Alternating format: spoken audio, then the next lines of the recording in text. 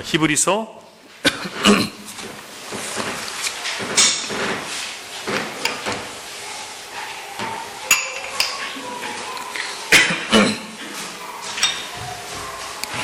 9장 1절부터 10절 교독하겠습니다. 첫 언약에도 섬기는 예법과 세상에 속한 성소가 있더라.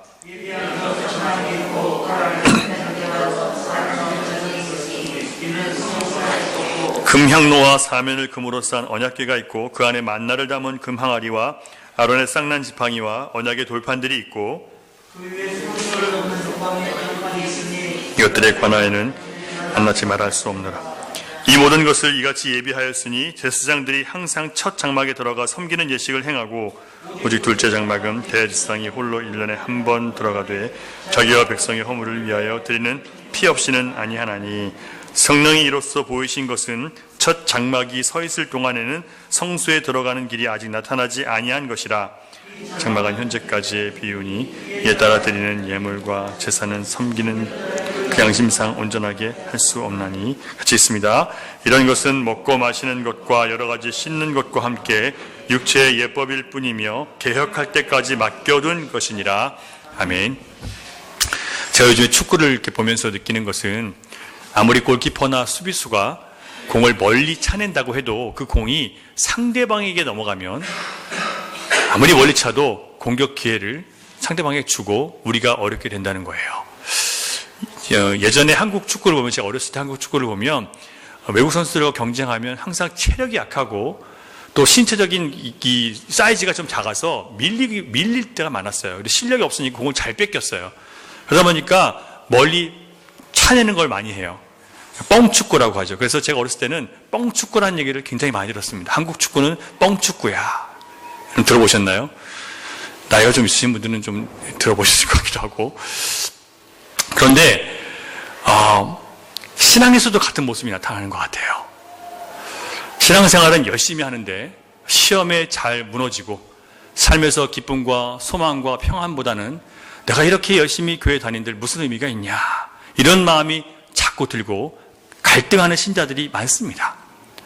신앙생활이 자기를 지치게 한다고 생각하고 무의미하게 느껴지고 자꾸 주변 사람들과 갈등이 생기고 미운 마음이 생긴다면 거기에는 영적으로 뻥축구하는 것과 똑같은 모습이 나타나는 거예요.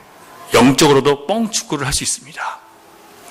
아무리 멀리 차도 방향이 잘못되면 자기도 망하고 내 주변 사람도 괴롭게만 만드는 것이 영적인 실축, 잘못된 뻥축구가 나올 수 있다는 얘기예요. 구약 성경을 보면 이스라엘 사람들이 그런 사람들이었습니다. 하나님이 말씀하신 것의 핵심은 다 놓쳐버리고 제도와 형식들 자체를 행하는 것으로 만족하는 거예요. 그 제도와 형식 안에는 의미들이 있어요. 그 제도와 형식을 주신 내용이 있어요. 하나님이 그렇게 주신 이유가 있는데 그건 중요하지 않고 내가 이것을 행하기 때문에 나는 하나님의 백성이고 하나님은 나에게 잘해주셔야 된다라고 생각하는 거예요. 여러분들이 예배를 드리는데 예배를 드리는 의미는 모르면서 나와서 예배를 드렸기 때문에 하나님 나에게 복 주셔야 된다고 생각하면 여러분 잘못된 예배를 드리시는 거예요.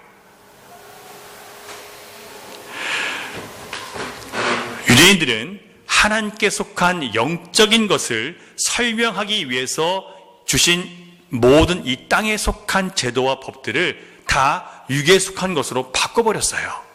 그 육에 속한 것에 뭐가 있다고요? 영에 속한 의미들이 있는데 영에 속한 의미들은 다 버리고 육에 속한 것만 보는 거예요. 왜냐하면 그렇게 하는 게 편리하고 쉽고 더 좋기 때문에. 왜냐하면 육으로 사는 사람들은요, 육이 더 좋거든요. 이런 예가 성경 안에 아주 많지만 한 가지만 말씀을 드릴게요. 여러분, 하나님께서 이스라엘 백성들을 애굽에서 탈출시키실 때 10가지 재앙을 통해서 애굽 사람들이 대단하게 여겼던 그 애굽의 10가지 주요 우상들을 하나님이 심판하셨어요. 피, 개구리, 이, 파리, 악질, 독종, 우박, 메뚜기, 흑암, 장자 10가지. 이 모든 것들이요, 신이었어요. 흑암은 뭐였냐면 빛. 태양이 그들에게 정말 대단한 신이었는데 태양을 3일 동안 뜨지 못하고 흑암 가운데 넣게 하셨어요. 그러니까 태양신이 없으니까 이 사람들은 당황하죠. 자기들 최고의 신인데 이렇게 하나씩이 다 신이었는데 그 신들에게는 어떤 의미가 있냐면요, 이런 약속을 줘요. 그 신들을 믿으면 부귀영화, 부자 되는 거, 내가 귀해지는 거, 높아지는 거, 영화, 그래서 영화를 누리는 거예요. 그리고 안전, 번영, 행복, 쾌락 이런 것들을 만족시켜주는 신들이 바로 그 애굽의 10가지 신의 속성들이었어요. 하나님은 10가지 재앙을 통해서 430년 동안 이스라엘 백성들이 애굽에서 익숙해졌던 그런 세속적인 가치와 우상들과 결별해야 된다는 것을 분명히 보여주셨습니다. 출애굽기 3장 8절을 같이 볼게요. 시작.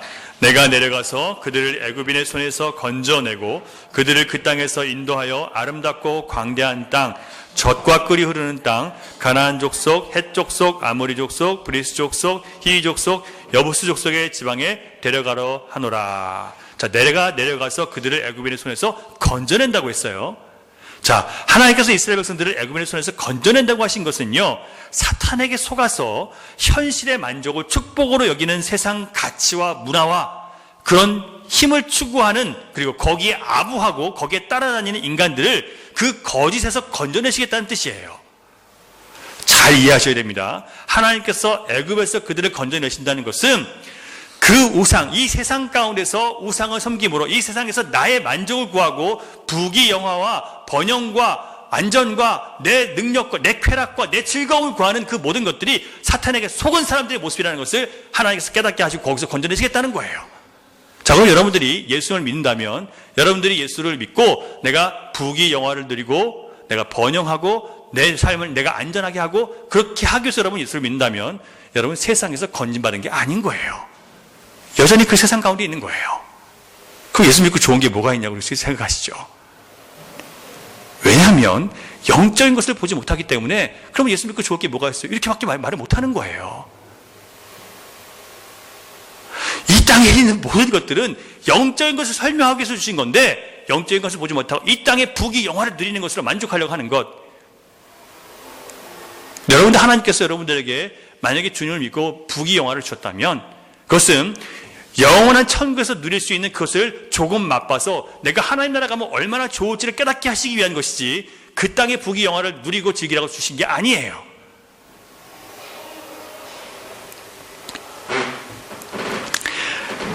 하나님은 타락한 아담의 죄성의 노예가 된 사람들을 자유하게 하시기 위해서 애굽에서 그들을 건져내신 겁니다. 이것을 출애굽이라고 하는 거예요.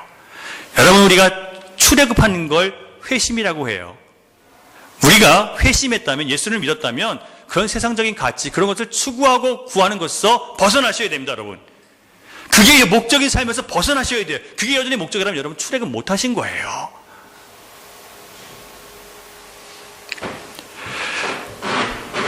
그 자유하게 하심이 무엇이냐면 이제 너희를 광야로 데려가서 나를 예배하게 하겠다. 여러분, 세상을 뒤로하고 예배를 가장 으뜸으로 여기는 자들로 하나님이 만들어 내시는 것이 바로 하나님의 뜻입니다. 떡을 위해서, 물질과 성공을 위해서 살지 않고 아무것도 없는 광야에서 오직 전능하신 하나님의 팔만 의지하고 그분의 공급만 의지하고 하나님만 예배하는 진짜 신자로 만들어 내시기 위해서 여러분과 저를 예수 믿는 사람으로 건져내신 거예요. 그럼 여러분, 예수 믿는 사람들이 세상적인 가치를 추구하고 살아가는 것 자체가 내가 아직 나는 출애굽 못했습니다라고 얘기하는 것과 똑같은 거예요. 자, 근데 여러분, 이스라엘 백성들은요 광야를 만나자마자 다시 애굽을 사모해요. 민수기 16장을 보면 다단과 아비람과 온이 당을 만들어서 모세와 아론을 대적하는 장면이 나오는데 그들이 회중들 앞에서 서서 이렇게 모세와 아론을 대적합니다. 한번 보겠습니다. 민수기 16장 12절부터 14절 시작. 네가 우리를 젖과 꿀이 흐르는 땅에서 이끌어내어 광야에서 죽이려 함이 어찌 작은 일이기에 오히려 스스로 우리 위에 왕이 되려 하느냐. 이뿐 아니라 네가 우리를 젖과 꿀이 흐르는 땅으로 인도하여 드리지도 아니하고 밭도 포도원도 우리에게 기업으로 주지 아니하니 네가 이 사람들의 눈을 빼려느냐. 우리는 올라가지 아니하겠노라. 자, 여기서 모세와 아론을 대적하는 사람들의 말을 들어보세요. 하나님은 이스라엘 백성들을 노예로 붙잡고 있었던 애굽 땅을 황폐한 땅이라고 생각하셨어요. 그래서 젖과 꿀이 흐르는 땅으로 옮겨가시겠다고 했어요. 그래서 이스라엘 백성들은 젖과 꿀이 흐르는 가나안 땅으로 가기를 기뻐하면서 자기들도 이 땅에 있는 게 황폐하다고 생각했기 때문에 쫓아나온 거예요. 그런데 하나님의 목적을 벗어난 다단과 아비람과 온에게는 애굽 땅이 어떤 땅이에요? 젖과 꿀이 흐르는 땅이에요. 자, 여러분, 애굽은요 비옥한 땅이에요. 애굽은 풍성한 땅, 풍요한 땅이었어요. 그 어느 때부터 한번 이 홍수가 나오고 그러면 곡창, 엄청난 곡식들이 맺혀서 부유한 곳이 바로 이 애굽 땅이에요. 그런데 하나님께서는 이 이스라엘 백성들로 하여금 거기서 어떻게 하셨어요? 그들이 노예가 되게 하심으로 그들이 아무리 일하고 수고해봤자 그 모든 것들을 다 왕에게 빼앗기게 됐어요. 이게 무슨 얘기냐면 우리가 아무리 수고하고 애를 써도 하나님의 백성들은요 세상 가운데 다 빼앗기고 이래서 아무것도 없다는 거예요. 허무하다는 거예요. 그래서 영혼이 황폐하게 돼요. 그래서 여러분 세상을 위해서 살아가면 살아갈수록 예수 믿는 사람들은 영혼이 황폐해지는 거예요. 그래서 우리 부르짖게 되는 거예요. 하나님, 주님 나 만나야 됩니다 라고 부르짖게 만드시는 거예요. 그런데 지금 하나님의 뜻을 벗어난 사람들은 뭐라고 그래요? 애굽으로 다시 돌아가는 걸 꿈꾸는 거예요. 거기가 젖과 꿀이 흐르는 땅이래요. 자기한테는.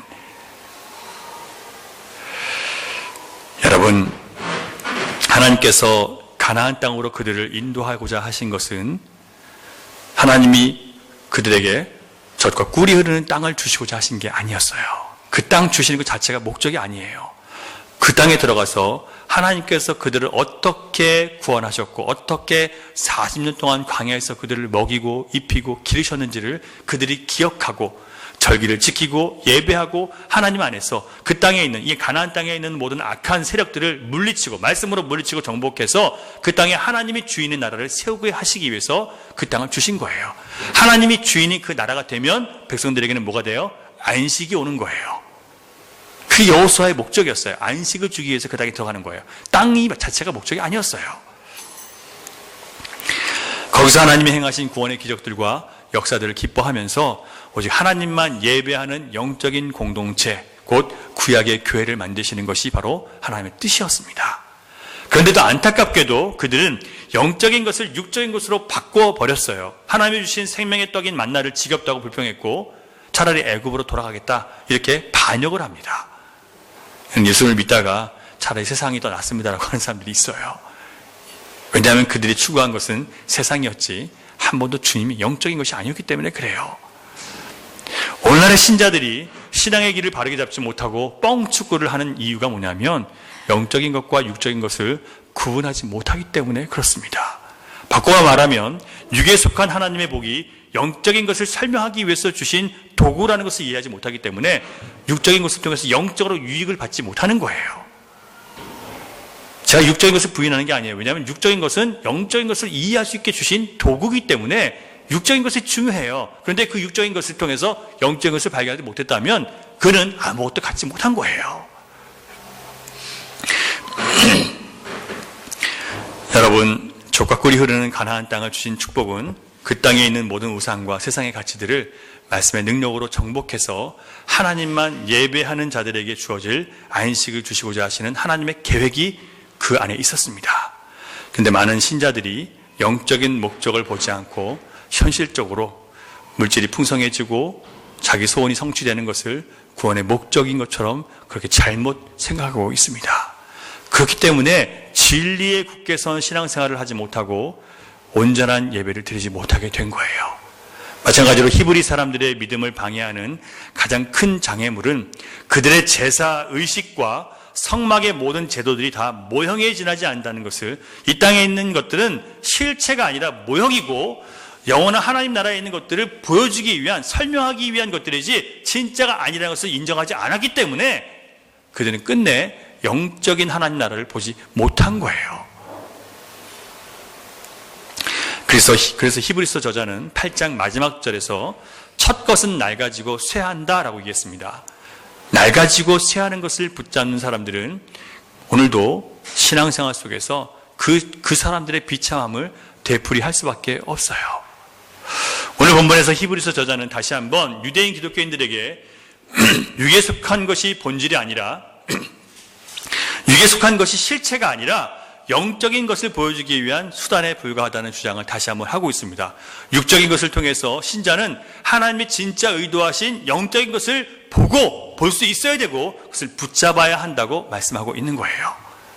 자, 여러분, 오늘 여러분 이 예배 가운데 드리는 예배, 여러분 하나의 의식 속에서 의미가 있어요. 하나님께서 우리에게 주신 이 예배, 제사제도의 안에 하나하나의 의미가 있는데 그걸 이 땅에서 드리는 것이 영적으로 어떤 뜻이 있는지를 이해하는 것이 진짜 예배를 드리고 진리로 드리는 예배를 드리는 방식이에요. 이걸 모르고 예배를 드리면요, 우리가 나와 있는 예배는 영과 진리의 예배가 아니기 때문에 하나님이 받으시는 예배가 아닌 거예요. 20년, 30년, 50년 예배했다 할지라도 영과 진리가 아닌 예배는 하나님 안 받으세요. 이걸 알고 예배를 하셔야 됩니다. 하나님은 우리가 낳아줬다고 해서 내가 낳아줬으니까 고맙다 이러시는 분이 아니에요.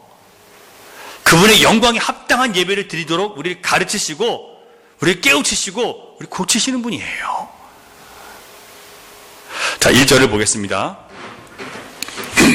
1절을 보면 사도는 영적인 것과 육적인 것을 설명하기 위해서 논란의 여지가 좀 있는 단어를 사용하는데 1절 보시면 첫 언약에도 섬기는 예법과 세상에 속한 성소가 있더라 라고 했습니다. 자, 세상에 속한 성소가 있다고 하면요, 사람들이 뭐라고 얘기하냐면 그 당시에는 여러분, 고대에는 우상을 숭배하는 제단도 똑같이 짐승을 잡아서 죽이는 제사를 드렸단 말이에요. 그런데 하나님이 제사를 주신 것은 하나님이 친히 이 모세를 통해서 백성들에게 이렇게 제사를 드리라고 가르쳐 주셨어요. 드릴 수 있는 짐승도 주님이 정해놓으셨어요. 근데 세상에는요, 사람들이 필요에 따라서 제사를 드리고 그리고 사람들이 만들어낸 예법에 따라서 예배를 드리는 겁니다. 그래서 여러분, 많은 세상의 성소가 있지만 지금 이 말씀하시는 성소는 세상에 속한 성소가 아니라는 거예요.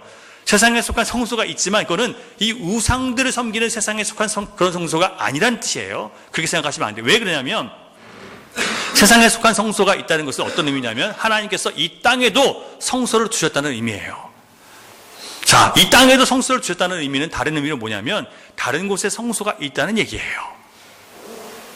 그리고 이 땅에 성소를 주셨다는 것은 그 한 진짜의 것을 보여주기 위한 하나의 상징이라는 것을 우리에게 알려주는 거예요. 자, 이걸 제가 왜 그렇게 말씀을 드리냐면 히브리서 8장 2절, 지난주에 공부한 건데 다시 보겠습니다. 히브리서 8장 2절 같이 한번 보겠습니다. 시작. 성소와 참 장막에서 섬기시는 이시라. 이 장막은 주께서 세우신 것이요 사람이 세운 것이 아니니라. 자, 여러분, 사람이 세운 장막은 땅에 있죠. 근데 하나님이 세우신 장막은 이 땅에 있지 않아요. 하늘에 있어. 하늘 보좌에 있다고 1절에 나와 있어요. 8장 1절에. 자, 그러면 이 땅에 성소를 두신 것은 땅에도 성소를 두셔서 뭘 하시는 거예요? 이 땅에 있는 죄인들이 하나님께 용서를 받게 하기 위해서, 하나님의 은혜를 입기 위해서 주신 자리라는 거예요. 그런데 이 땅에 있는 성소에서 드려지는 제사가 중요한 게 아니라 이 땅에서 성소의 제사가 드려질 때 하늘 성소에서 예수님께서 무엇을 하시는지를 보는 게 그게 진짜 내용이라는 거예요. 그래서 여러분, 우리가 예배할 때 이 예배가 하나님의 아들께서 이 예배 가운데 어떤 일을 하시는지를 보고 그 안에서 예배를 드릴 때 진짜 예배가 되는 거예요. 여러분이 나와 있는 이 자리의 예배가 진짜가 아니라 우리가 드리는 예배 가운데 우리가 하나님의 나라와 연결시켜서 바라볼 때, 예수 그리스도와 연결시켜서 우리 예배를 드릴 때 그게 진리와 영의 예배가 되는 거예요. 예수님 없이 여러분 와서 드리는 예배는 의미가 없어요. 예수님과 관련이 없는 예배는 아무도 아버지께서 받아주신 예배가 될 수가 없어요. 자, 이거 어려운 내용이에요, 여러분. 이거 지금 이 정도 설교를 들으려면 성경을 그래도 기본적으로도 어느 정도 아시는 분들이 들을 수 있는 설교인데 히브리서는 여러분 쉽게 할 수 있는 설교가 아니에요. 지금 레위기나 이런 것들이 기본적으로 성경을 여러분 많이 읽었고 배우셨어야지 들을 수 있는 설교인데 하다 보니까 지금 이렇게 됐어요. 제가 지금 설명이 이렇게 너무나 많은데 다 할 수가 없어요. 지금 많이 다 제껴놓고 이 히브리서 구약의 제도에서 예수님이 해석해 준 것만 가지고 여러분과 말씀을 나누려고 하는 거예요, 지금요. 자, 그래서 이 땅에 있는 인간 대제사장의 제사를 통해서 우리는 저 하늘 장막에서 드려지는 진짜 성소에서 참 대제사장이 어떻게 하시는지를 바라볼 때 그때야 완전한 안식, 참된 예배를 드릴 수 있다는 것을 우리가 일단 알고 예배를 드리시기 바랍니다. 자, 여러분, 영적인 예배가 얼마나 중요한지 아시겠죠? 자, 이것이 안 되면 우리의 예배는요, 그리고 우리의 헌금은 드리면 드릴수록 더욱더 공허해지는 이방 종교 제사와 전혀 다를 바가 없어요. 많은 사람들이 예배를 많이 드리고 또 헌금을 많이 드려요. 그런데 공허해요. 왠지 아세요? 진리로 예배 드리는 게 아니라 진리 안에서 헌금을 드리고 진리 안에서 예배한 게 아니라 그냥 내가 한 거기 때문에 그런 거예요. 그럼 우상 종교, 이방 종교에게 드린 거하고 똑같은 거예요. 다를 게 하나도 없는 거예요, 그거는요. 자, 오늘 본문은 우리에게 하나님이 받으시는 영적 예배가 무엇인지를 정확하게 보여주고 있는데 2절을 먼저 보겠습니다. 2절 시작. 예비한 첫 장막이 있고 그 안에 등잔대와 상과 진설병이 있으니 이는 성소라 일컫고. 자, 그림 한번 볼까요? 여러분, 이 성막이에요. 바깥에가 성막 모형인데 성막이 있고 가운데 탁 들어가자마자 첫 번째 보이는 게 노제단입니다. 거기에 양을 잡아서 드리는 거예요. 태워서 죽이고, 그 다음에 이게 동그란 게 물두멍이에요. 그래서 이거를 나중에 몸을 씻고 들어가는 곳이 물두멍이고, 그 다음에 안에 있는 게 저걸 성소라고 하는 거예요. 이건 바깥에 성막이고 성소인데 이건 성막들이에요. 여기는요. 그래서 여기 옆에 상 여기 보이시죠? 양을 여기서 잡아서 죽이면, 갈라서 죽이면 태우고, 그 다음에 자기를 씻고 이 안으로 들어가는 거예요. 제사장이요. 자, 저 안에 들어가면 지금 보시면 앞에 두꺼운 가죽이랑 이 해달 가죽이라고 하는데요. 그 바다 표범 이런 가죽 이런 거 가지고 했기 때문에 안이 시꺼매요. 이걸 세 겹을 덮어요. 위에다가 완전히 빛을 차단하죠. 그 다음 그림 보여주세요. 자, 성막 안으로 들어가면 지금 여기가 이게 성막이에요. 이 그림이 저 전체 성소 텐트 안에 들어간 거예요. 자, 보면 여기 홀리라고 써 있고 더 모스트 홀리라고 써 있죠. 홀리는 성소고 모스트 홀리는 지성소, 지극히 거룩한 성소라는 뜻이에요. 거룩한 자리라는 뜻이에요. 자, 홀리라고 써 있는 곳에 뭐가 있습니까? 캔들 스틱, 촛대. 왼쪽에는 촛대가 있고 이 오른쪽으로는 뭐가 있습니까? 떡상이에요. 떡상. 진설병을 올리는 떡상. 그 앞에는 뭐가 있습니까? 여기와 여기 사이에 지금 휘장이 하나 더 있는데 그게 지성소로 들어가는 휘장이고, 그 바로 앞에 저게 향단이 있어요. 분향단. 그리고 그 다음은 이제 성소로 들어가는데, 자, 우리 성경을 보면 지금 2절에 첫 장막이 있고 그 안에 등잔대와 상과 진설병이 있으니 이는 성소라. 그런데 여기 보면요, 등잔대와 상과 진설병이 있다고 했어요. 자, 여기까지 맞습니다. 그런데 여기 보시면 그 예비한 첫 장막이라고 했어요. 예비한이라는 이 단어는요, 여러 가지 뜻이 있는데 히브리어로 보면, 헬라어죠. 헬라어로 보면 제공된이라는 뜻이에요. 제공된, 그러니까 준비된. 이게 누가 했다고요? 인간이 만든 게 아니라 하나님께서 우리들을 위해서 준비하시고 제공하신 것이라는 거예요. 뭘 위해서? 하늘 성소에 있는 것들을 이 땅 가운데 보여주시기 위해서 우리에게 제공하셨다는 뜻이에요. 자, 이 땅에 있는 첫 장막, 그 성소에는 등잔대, 상, 진설병이 있는데, 등잔대는 뭐 하는 걸까요? 아까 제가 말씀드린 것처럼 가죽으로 둘러싸였기 때문에 그 안이 어떨까요? 새까매요. 아무것도 안 보여요. 그러니까 등잔대가 없으면 아무것도 못합니다. 그래서 7개의 등잔이 있어요. 한 촛대가 이렇게 있고, 여러분 보셨을 거예요. 줄기가 이렇게 있어서 옆으로 6가지가 있고 위에 가운데 하나 있어서 7 등잔이 있고, 거기는 감람유가 계속 흐를 수 있도록 옆으로 불 붙여놓았어요. 기름통이 있어요. 그리고 이거를 계속 감람유를 채워주는 것은 제사장이 아침 저녁으로 해주는 거예요. 매일 해야 돼요. 자, 성소 안에서의 빛은 등대 하나밖에 없습니다. 제사장들은 등잔대의 조명 아래서 여호와를 섬기고 예배를 해요. 자, 이 성소의 7 등잔이 무엇인지 예수님께서 친히 알려주셨습니다. 나는 세상의 빛이다. 나를 따르는 자는 어두움에 다니지 않고 생명의 빛 안에 거하느니라. 지금 이 빛이 성소 안에 있다는 것은 하나님께서 이스라엘 백성들을 인도하시고 지도하신다는 뜻이에요. 하나님께서 이스라엘 백성들에게 하나님께서 빛을 비춰주셔서 그들의 죄와 어둠을 깨닫게 하신다는 뜻이에요. 자, 누가 그렇게 하신다고요? 바로 예수님이 내가 이 성소의 빛이다라고 설명하신 거예요. 나는 세상의 빛이라고 하셨을 때 주님 말씀하신 것은 이스라엘 백성들에게 내가 너희들의 빛이야, 이 빛이야 라고 말씀하신 거예요. 그러니까 여러분, 성소의 빛은 예수 그리스도께서 이 땅을 비추셔서 우리에게 모든 어둠을 드러내시는 그 사역을 말하는 거예요. 사도 요한이 환상 중에 예수 그리스도께서 나는 빛이다라고 하시는 의미가 무엇인지를 환상 중에 분명히 봤습니다. 계시록 2장 2절을 보면요, 부활하신 예수님께서 승천하신 다음에 계시록교에서 뭐라고 얘기하냐면 7 금촛대 사이를 다니시며, 7 금촛대가 뭐예요? 성소에 있는 그 금촛대를 얘기하는 거예요. 그 사이를 다니시면서 이 무슨 얘기냐면 빛으로 우리를 비추시는 하나님의 아들 예수 그리스도, 예수님께서 바로 그 빛, 그 금촛대에서 다니시면서 빛을 발하시는 빛이시라는 거예요. 얼마나 놀랍습니까? 성소에 있는 금촛대는 진리의 빛을 비추시는 예수 그리스도를 상징하는 거예요. 그 촛대 빛이 바로 예수님이세요. 제사장이 해야 될 일은 이 촛대가 꺼지지 않도록, 빛이 꺼지지 않도록 기름을 갈아주고 기름이 잘 흐르도록 불순물을 제거하는 일이었습니다.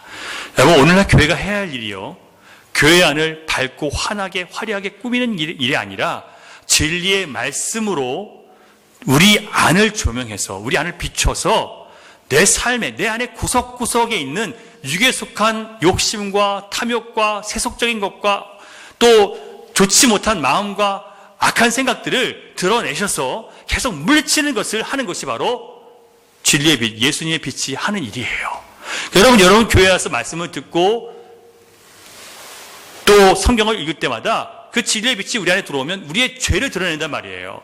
그 진리의 죄가 드러나서 주님 앞에 내가 죄인인가 깨닫게 되는 그 순간, 이게 바로 영적 예배의 한 요소가 되는 거예요. 죄를 깨닫지 못하는 사람들은 영적인 예배를 드리지 않기 때문에 모르는 거예요. 또 한 가지 성소에는 진설병이 있었는데 히브리어로 해석하면 드려진 떡이 이렇게 진설병이라는 뜻이에요. 드려진 떡. 자, 이스라엘 백성들이 하나님께서 주신 땅에 들어가거든 첫 곡식을 거둘 때마다 그 곡식을 거두어서 떡으로 갈아서 떡으로 만들어서 떡상에 올려드려라 라고 했습니다. 자, 요한복음 6장 35절을 보면 예수님께서 나는 생명의 떡이다라고 말씀하셨죠. 누구든지 내게 오는 자는 결코 줄이지 아니할 터이요 나를 믿는 자는 영원히 목마르지 아니하리라 말씀하셨습니다. 자, 이 진설병이 상징하는 것은 뭐냐면 하나님께서 받으시는 떡은 오직 말씀이신 예수 그리스도를 의지해서 사는 그 삶의 열매들이 드려지는 것, 이걸 주님께서 받으시냐는 거예요. 주님의 말씀에 순종해서 우리가 삶의 열매를 맺게 되죠. 예를 들면 우리가 말씀 때문에 내 욕심과 정욕을 끊고 그 말씀이 나를 절제하고 자제하게 만들었다면 그게 삶의 열매를 맺는 거예요. 내가 하고 싶은 대로 해버린 사람은 죄를 지은 거예요. 근데 하나님 말씀이 나를 꺾어서 무릎 꿇게 해서 내가 복종해서 그 죄를 범하지 않으면 그건 그 사람은 열매를 맺고 주님 앞에 나가는 거예요. 이런 열매들이 우리 삶 가운데, 일상 가운데 있어야 돼. 이 일상에 예배가 있는 사람들이 주일 예배 때 온전한 예배가 드려지는 거예요. 그래서 여러분, 우리가 일상에서 무너진 사람들 주일 예배 올 때 힘든 거예요. 예배가 너무 힘든 거예요. 우리가 말씀으로 순종해서 나를 복종시키는 삶의 열매들, 아주 작은 것이라도 하나님께서 기뻐 받으시는 예배가 된다는 거예요. 그래서 우리는 일상에서 하나님이 받으실 만한 예배를 드리기 위해서 말씀을 붙들고 자기 자신과 싸우고 세상과 싸우고 많은 유혹과 내 욕심과 싸워서 주님이 받으실 만한 의의 열매와 성령의 열매를 가지고 주님 앞에 나아가는 것, 이것을 예배라고 하는 겁니다. 한 주일 내내 내 마음 가운데로 살다가 주일에 헌금 드리고 주일 와서 봉사했다고 하나님 앞에 복받을 조건이 된다고 생각하는 그런 잘못된 생각들을 말씀의 불로 태워버리시기 바랍니다. 태우셔야 돼요. 성령의 조명 안에서 말씀 붙들고 우리 생각과 마음을, 감정을 주님께 복종시키는 신앙생활을 여러분 삶 가운데 하시면요, 예배의 감격 그리고 예수님 안에 들어와서 참된 안식 반드시 회복할 수 있습니다. 여러분, 이 예배 시간이 안식이 돼야 돼요. 세상을 향한 욕심에 대해서 안식해야 되고, 세상에서 높아지고자 하는 그 욕심에서 안식이 와야 되고, 바득바득 살아가기 위해서 이렇게 저렇게 막 술술 생각하는 그런 생각에서 안식을 얻으셔야 되고, 나 그거 안에도 살 수 있다는 것으로 안식하셔야 되는 거예요. 몸이 싫어하는 게 아니에요. 내 옛 자아의 본성, 그 끊임없는 괴롭힘에서 안식을 얻으시라는 거예요. 그런데 본문 4절을 한번 보세요. 4절 같이 있습니다. 시작. 금향로와 사면을 금으로 싼 언약궤가 있고 그 안에 만나를 담은 금항아리와 아론의 쌍난 지팡이와 언약의 돌판들이 있고. 자, 여기 지성소를 한번 보여주세요. 지성소, 아까 다시 한번 그림. 예, 여기 보시면 이 안에 더 모스트 홀리라고 한 곳에는요, 뭐가 있어요? 여기는 속죄소가 있어요. 이 안에 언약궤가 있고요. 그 언약궤 안에는 돌판, 만나 항아리, 그 다음에 아론의 쌍난 지팡이가 들어있대요. 근데 여기 잊지 말아야 될 게 하나가 있어요. 아까 우리가 이 앞에서 본 것처럼 저기 향단이 있죠. 향단은 금향로가 그 위에 올려있는 건데, 금향로가 지금 어디로 들어와 있어요? 4절 보니까 금향로가 지금 지성소 안으로 들어와 있네요. 자, 어디에 있어야 되는 거예요, 원래요? 성소에 있어야 되는데 지성소로 지금 갖고 들어갔어요. 자, 지금 히브리서 기자가 뭘 잘 모르고 지금 이렇게 한 걸까요? 잠깐 헷갈렸을까요? 그렇지 않습니다. 그 이유가 레위기 16장 11절이고 12절에 나옵니다. 성경 볼게요. 레위기 16장 11절부터 12절 같이 있습니다. 시작. 아론은 자기를 위한 속죄제의 수송아지를 드리되 자기와 집안을 위하여 속죄하고 자기를 위한 그 속죄제 수송아지를 잡고 향로를 가져다가 여호와 앞 제단 위에서 피운 불을 그것에 채우고 또 곱게 간 향기로운 향을 두 손에 채워가지고 휘장 안에 들어가서 여호와 앞에서 분향하여 향연으로 증거계 위 속죄소를 가리게 할지니 그리하면 그가 죽지 아니할 것이요. 자, 여러분, 1년에 한 번 대제사장이 성소에 1년에 한 번만 들어가는 거예요. 대속죄일 한 번만 들어가는데 백성들의 죄를 1년에 속죄하는 거예요.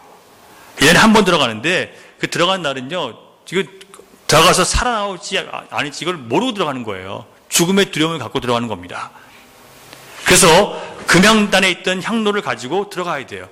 그걸 안 갖고 들어가면 죽어요.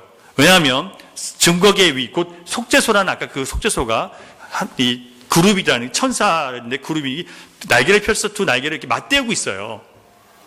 그림 보여주세요. 자, 이게 보이시죠? 이게 지금 속죄소 안에 있는 거예요.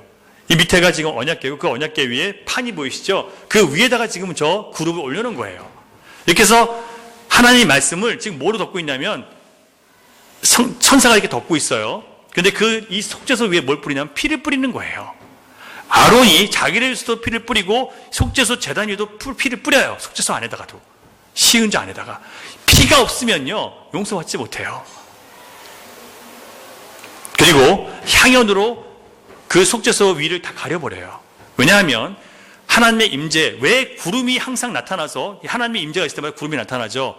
왜 그러냐면 사람이 하나님의 형상을 보면 그게 영적이든 눈에 보이는 거든 죽어요. 그러니까 아론이 살기 위해서 향연을 가지고 들어가서 연기를 뿌옇게 피워놔야지 아론은 그 대제사장이 죽지 않는 거예요. 그런 의미예요. 자, 그렇다면 지금 이 향로는 언제 지금 들어간 걸까요? 속죄 제사를 한 다음에 지금 들어간 거겠죠. 대속죄일에. 그 지금 히브리서 기자가 그걸 보여주고 있는 거예요. 대속죄일에 속죄 제사가 드려진 상태라면 반드시 그 향로는 지성소 안에 들어와 있어야 되는 겁니다. 정확하죠. 자, 그런데 여기서 더 중요한 것은 뭐냐면 대제사장이 금향로를 갖고 속죄소로 들어갔을 때 그 순간 하늘 성소에서 참 장막에서 어떤 일이 벌어졌는가, 이걸 아는 게 더 중요해요. 대제사장이 지금 성소 안에 들어간 게 중요한 게 아니라 그 하나님 장막, 저 하늘 장막에서는 무슨 일이 벌어졌나, 이걸 알아야 된다는 얘기예요. 자, 요한계시록 8장 3절 4절 시작. 또 다른 천사가 와서 제단 곁에 서서 금향로를 가지고 많은 향을 받았으니 이는 모든 성도의 기도와 합하여 보좌 앞 금제단에 드리고자 함이라. 향연이 성도의 기도와 함께 천사의 손으로부터 하나님 앞으로 올라가는지라. 향연이 뭐라고요?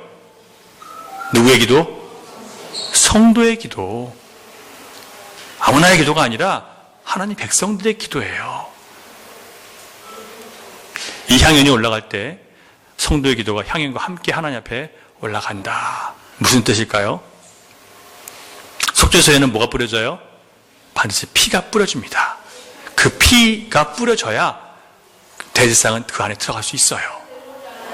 자, 이게 무슨 얘기냐면 피 흘려 죽으신 어린 양 예수 그리스도의 구원을 믿는 자들의 기도를 하나님이 들어주신다는 얘기예요. 아무나의 기도가 아니라, 모든 사람의 기도가 아니라, 모든 기도가 아니라 예수 그리스도, 우리를 위해서 피 흘리시고 죽으신 예수 그리스도를 의지해서 그분의 의를 믿고 기도하는 자들의 기도가 응답되는 것이지, 우리가 열심히 기도했다고, 부르짖어 기도했다고, 금식하며 기도했다고 응답되는 게 아니라는 뜻이에요. 이것이 영적인 진리입니다. 그리스도의 공로를 믿고 드리는 모든 기도가 하나님 앞에 받아들여지는 거예요. 우리가 기도하는 것, 우리의 기도를 많이 했고 적게 했고 크게 중요한 게 아니라 뭘 우리가 알아야 된다고요? 예수님이 피 흘려 죽으신 것을 우리가 믿으면 주님께서 그 피 흘리신 것 때문에 하나님께서 그 아들을 받아주시고 우리의 기도를 용납해 주신다는 얘기예요. 믿음의 기도를 드리세요. 이렇게 제사제도 안에 있는 모든 것이 바로 예수 그리스도께서 참 장막인 하늘 성소에서 하신 일들과 정확하게 관련이 있습니다. 제가 이 본문을 다 설명해 드릴 수는 없어요. 이것은 우리가 드리는 예배가 예수 그리스도를 떠나서는 아무 의미가 없다는 얘기예요. 하나님이 받으시는 영과 진리 예배는 구약시대도 그렇고 지금도 그렇고 오직 예수 그리스도께서 하늘 성소에서 하신 구원사역, 자기의 피를 뿌려서 희생하신 그 사역과 관계가 있어요. 이것을 보고 믿고 그 은혜 안에 사는 것이 바로 영적인 삶이라고 말하는 겁니다. 무슨 특별한 성령의 은사를 받아서 방언을 하고 예언을 하고 기도의 능력이 나타나서 병을 고치고 문제를 해결하고 이게 아니라 그리스도 아니고는 살 수 없는 자신을 알고 나를 애굽에서 건지신 하나님과 그 아들 예수 그리스도께 모든 영광과 존귀를 올려드리는 것이 바로 진정한 영적 예배라고 말씀드릴 수 있습니다. 그래서 진리 안에서 예배를 드리셔야 돼요. 이게 진리예요, 여러분. 이 땅에 드려진 여러분 예배 때문에 주님 받으시는 게 아니라 누구 때문에 받으신다고요? 아들이 피 흘려 죽으신 것 때문에 여러분의 예배가 받아들여지는 거예요. 여러분 내가 예배했다 이거 어디 가서 그런 얘기 하지 마세요. 여러분이 예배 많이 여러분의 열심히 갖고 예배 많이 하면 많이 할수록 어떤 일이 벌어지는 줄 아세요? 여러분 몸 망가져요. 여러분 한번 생각해보세요. 새벽기도 맨날 나오고 수요일에 그러면 다 나온다고 생각해보세요. 여러분 몸이 감당할 수 있을 것 같으세요? 못해요. 1년 동안 한 번도 안 빠지고 그렇게 하는 사람 한 사람도 없어요. 우리 교회에요. 그렇게 할 수가 없어요. 인간은. 그렇게 하면 할수록 자기 열심을 하면 점점 더 지쳐버려요. 번아웃 되는 거예요. 자기 몸으로 하는 게 아니에요. 이게요. 그 의미와 그 뜻을 아는 사람들, 그래서 그 뜻이 그 의미가 나를 움직여서 움직이는 것이지 내가 하는 게 아니에요. 6절을 보면 백성들의 죄를 용서받기 위해서 반드시 피의 제사를 드려야 한다고 그렇게 기록되어 있습니다. 지성소에 들어가려면 대제사장이라 할지라도 이스라엘 백성들이 거룩하게 여기는 대제사장이라 할지라도 역시 자기 죄를 씻을 수 있는 속죄의 피를 갖고 들어가야 돼요. 어린 양 예수 그리스도의 피로 먼저 자기 죄를 하나님께 용서받고 그 피를 속죄소와 법궤 위에 뿌려야 하나님 앞에 살아 돌아올 수 있다고 했어요. 이 세상에 피 없이 하나님 앞에 나갈 수 있는 거룩한 사람은 한 사람도 없습니다. 그 어떤 위대한 목사도 어떤 성령의 능력이 나타나는 사람도 그리스도의 피 없이 하나님 앞에 나갈 수 있는 사람 아무도 없어요. 그러니까 여러분 오직 높임 받으실 수 있는 분은 누구예요? 예수님밖에 없는 거예요. 그 어떤 사람도 여러분 높이시면 안 돼요. 예수님만이 높임과 존귀를 받으실 유일한 분이신 거예요. 여러분이 삶 가운데 잘됐다 하더라도 내가 잘했어 이러지 마시고 주님께서 주신 지혜로 주님의 은혜로 내가 이렇게 산다고 고백하세요. 그러면 그 자리가 예배의 자리가 되는 거예요. 내가 잘했다 하면 그때부터 교만의 자리가 되는 거예요. 자기를 우상 숭배하는 자리가 되는 거예요. 예배가 아니죠. 무슨 의미인지 아시겠어요? 매일의 삶을 예배의 자리로 여러분 바꾸시기 바랍니다. 주님을 높여드리세요. 내가 은혜로 산다고 고백하세요.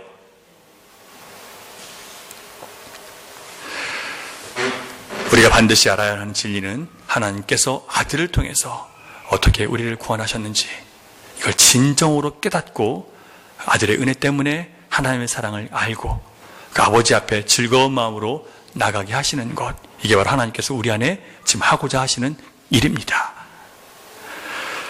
9절을 보겠습니다. 시작. 이 장막은 현재까지의 비유니 이에 따라 드리는 예물과 제사는 섬기는 자를 그 양심상 온전하게 할 수 없다고 그렇게 했습니다. 자, 우리가 하나님의 성소에서 아들께서 우리를 위해서 드리신 이 영원한 제사의 의미를 알지 못한다면 우리가 아무리 예배 안 빠지고 물질을 많이 드린다고 해도 그런 예배자는 진리가 없기 때문에 자신의 양심을 온전하게 할 수 없어요. 무슨 얘기냐면 땅에 속한 행위로 내가 열심히 예배 드렸어요. 내가 열심히 헌금 드렸어요. 내가 열심히 봉사했어요. 이거 가지고 내 안에 내가 용서받은 자의 확신이라는 게 들어올 수가 없다는 거예요. 여러분 죽도록 노력해서 여러분 하나님께서 여러분 용서해 주실까요? 그게 아니란 얘기예요.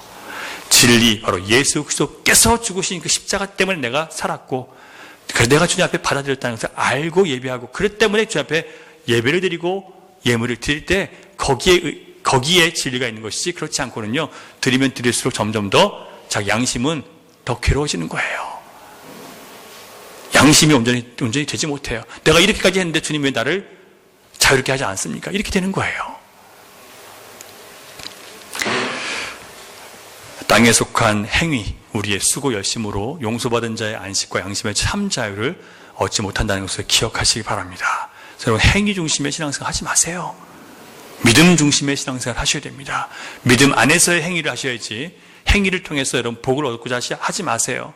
그 자체가 이미 우상 숭배입니다. 10절 같이 읽습니다. 시작. 먹고 마시는 것과 여러 가지 씻는 것과 함께 육체의 예법일 뿐이며 개혁할 때까지 맡겨둔 것이니라. 자, 여러분, 이렇게 이 땅에 있는 제사들은요, 이 예배는 뭐 하라고요? 우리의 육체를 복종시키기 위해서 하는 육신의 법일 뿐이에요. 언제까지? 개혁할 때까지.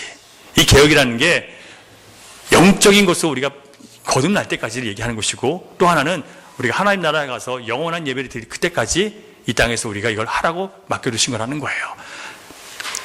첫 번째 뜻은 율법을 개혁해서 이제 육신을 드리는 율법이 아니라 영으로 드리는 예배를 드리는 것이고, 두 번째는 영원한 하나님 나라 가서 우리가 드릴 영원한 예배를 얘기하는 거예요.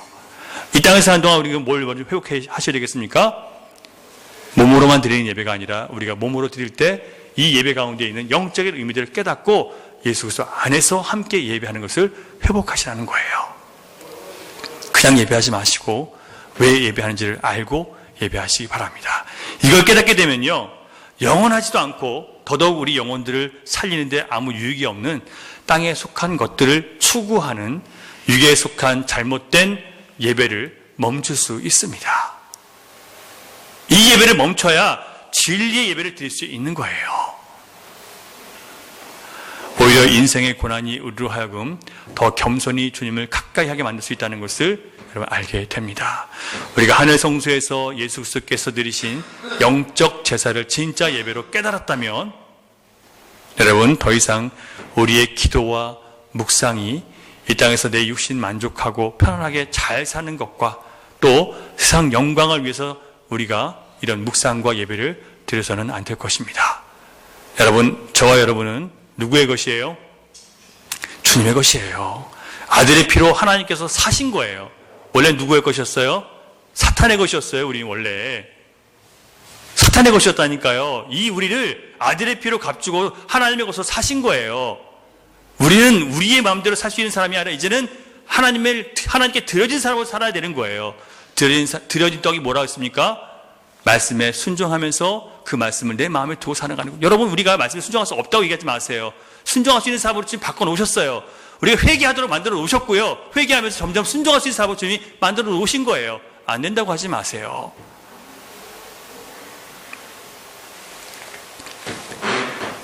우리 육으로는 할 수 없지만 주님과 함께라면 할 수 있습니다. 여러분, 하나님의 아들이 우리를 위해서 자신을 내어주신 것처럼 우리도 우리 자신을 하나님 아버지께 올려드릴 때 우리 예배가 반드시 회복될 줄 믿습니다. 그렇게 되면 말씀이 잘 깨달아질 거예요. 여러분, 그리고 우리의 기도가 진리의 성령 안에서 바르게 기도할 수 있도록 우리의 기도가 바뀔 거예요. 이런 은혜가 예배를 잃어버린 이 시대 가운데서 예수님께서 영과 진리로 예배하는 자를 찾으시는 이 안타까운 이 시대 가운데 수많은 교회와 수많은 예배자가 있는데 주님이 찾으실 만큼 예배자가 없는 이 시대 가운데 온전한 예배로 주님 앞에 드려진 떡들이 되시기를 주님의 이름으로 축원합니다. 기도하겠습니다. 주님 감사합니다. 오늘도 우리를 주님의 말씀으로 깨우쳐주시니 감사합니다. 우리가 드리는 몸의 예배가 실체가 아니라 우리가 예배를 드릴 때 하나님께서 성소에서 하신 그 많은 일들, 주님께서 자신을 비추셔서 우리 안을 비춰주시고 그 빛 안에 살아가는 것, 또 예수님께서 친히 떡이 되어주셔서 우리가 그 말씀을, 그 떡을 먹고 그 말씀에 순종함으로 영적인 열매를 맺는 것, 또 우리 매일 예배 가운데 우리 주님이 하신 일들을 기억하며 피 흘리신 그 사건을 기억하며 하늘 성소에 드려진 진짜 예배를 붙들고 아버지께 나아가는 것, 이런 것들을 영적 예배로 우리에게 알려주셨습니다. 하나님, 이 깨달음이 오늘 하루에서 그치는 것이 아니라 우리가 예배를 드릴 때마다 어떠한 마음으로 예배를 드려야 될지, 누구를 의지해서 예배를 드려야 될지, 어떤 자세로 예배를 드려야 될지 온전히 깨달을 수 있도록 인도해 주시고, 진정한 예배로, 영과 진리의 예배로 아버지께서 받으실 만한 예배를 드릴 수 있는 우리 열린교회 성도들과 이 땅의 교회들이 될 수 있도록 주여 회복시켜 주시옵소서. 믿사오며 예수님 이름으로 기도드립니다. 아멘.